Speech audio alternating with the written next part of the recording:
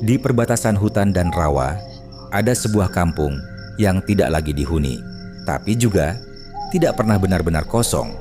Warga sekitar menyebutnya Kampung Mati, tempat di mana yang masuk belum tentu bisa pulang sendirian. Dan malam ini, aku akan menceritakan sebuah legenda tentang satu kampung yang dilanda kelaparan, memanggil sesuatu tak kasat mata, dan akhirnya menghilang bersama seluruh penghuninya.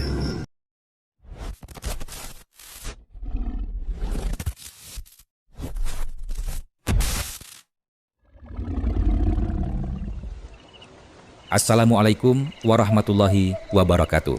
Apa kabar sobat semua? Selamat datang kembali di channel Philau TV. Gimana kabar kalian sobat? Semoga sehat selalu dan lancar rizkinya.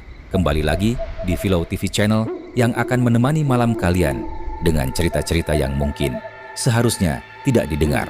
Tempat di mana kisah-kisah kelam, terlarang, dan tak kasat mata akan kembali kita buka. Sebelum kita mulai ceritanya, alangkah baiknya sobat menekan tombol like dan subscribe agar sobat tidak ketinggalan cerita horor dari channel Philau TV. Oke, sobat, kali ini saya akan menceritakan sebuah kisah legenda di mana di perbatasan hutan dan rawa ada sebuah kampung yang sudah lama tidak dihuni. Konon, puluhan tahun lalu, kampung ini pernah hidup, ramai, penuh keluarga, penuh tawa. Sampai suatu musim kemarau panjang datang, mengubah segalanya dan meninggalkan jejak misterius karena tiba-tiba semua warga hilang tanpa jejak.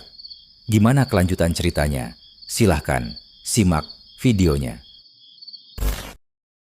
Di perbatasan hutan dan rawa, tersembunyi sebuah desa tua yang sudah lama ditinggalkan. Rumah-rumahnya miring, atapnya berlubang, sumurnya hitam dan bau besi. Orang-orang tua percaya, kampung itu dulu bernama Desa Sumberjati. Tapi, sejak sebuah peristiwa kelam puluhan tahun lalu, tak seorang pun berani menyebut namanya. Karena siapapun yang menyebut nama asli desa itu dengan lantang, konon akan dipanggil balik oleh sesuatu dari dalam kampung mati. Panggilan yang hanya terdengar di dalam kepala dan selalu dimulai dengan bisikan, "Pulanglah."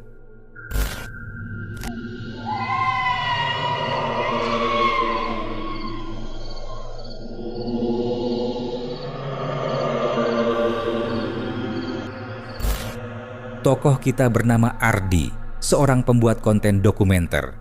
Ia tidak percaya mitos. Baginya, semua cerita horor hanya alat menakuti orang. Bersama dua temannya, Nisa dan Bayu, ia nekat masuk ke kawasan kampung mati untuk membuat video eksplorasi. Sejak menginjak gerbang bambu lapuk, suasana langsung berubah. Tidak ada suara burung, tidak ada serangga, bahkan angin pun terasa. Enggan bergerak, Nisa tiba-tiba berhenti melangkah. Wajahnya pucat. "Aku kayak pernah ke sini," katanya pelan. Padahal ia bersumpah belum pernah. Di tengah kampung berdiri sebuah surau kecil. Pintunya terbuka.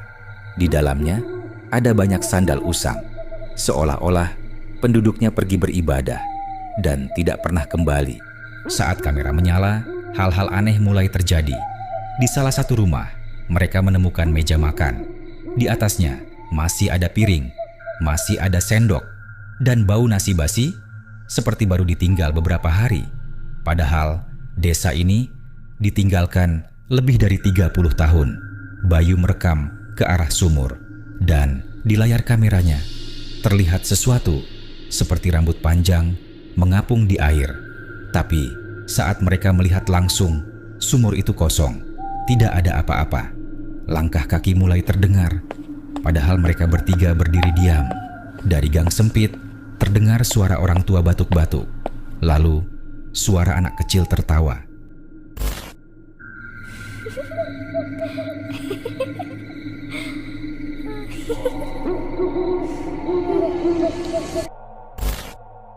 Nisa tiba-tiba menangis. Ia menatap salah satu rumah. Di situ, ibuku memanggil aku. Masalahnya, ibu Nisa sudah meninggal 7 tahun lalu. Mereka berlari ke surau. Di dalam Ardi menemukan kitab tua berdebu. Di halaman tengah terdapat catatan tangan. Isinya membuat tubuh mereka dingin. Puluhan tahun lalu, desa ini mengalami kemarau panjang. Air kering, panen gagal. Anak-anak mulai mati kelaparan. Warga lalu mendatangi seorang dukun. Dan sang dukun berkata, kampung ini harus diberi nyawa agar kampung ini bisa hidup. Malam itu, seluruh penduduk berkumpul di alun-alun. Dan sejak subuh, tak ada satupun orang terlihat lagi. Tentara yang datang hanya menemukan kampung kosong, tanpa mayat, tanpa darah, tanpa tanda perlawanan. Seolah-olah semua orang pergi bersama.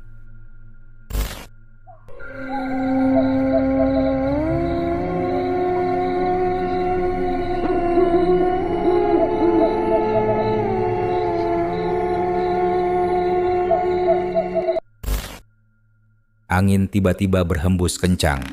Pintu surau menutup sendiri. Dari luar, terdengar suara ratusan orang berjalan, mengelilingi bangunan. Bisikan muncul dari segala arah. Pulang, pulang, kampung ini belum lengkap. Nisa berteriak.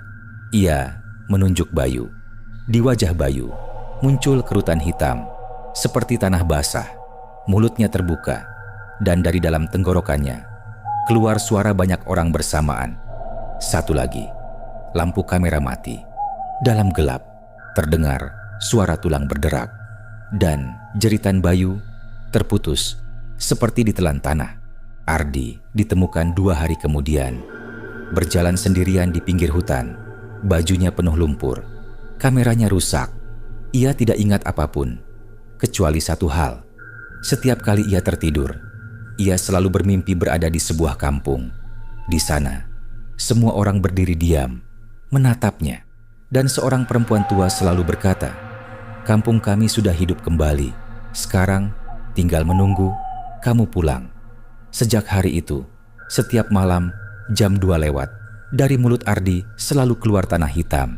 Dan kadang suara orang lain ikut berbicara melalui dirinya.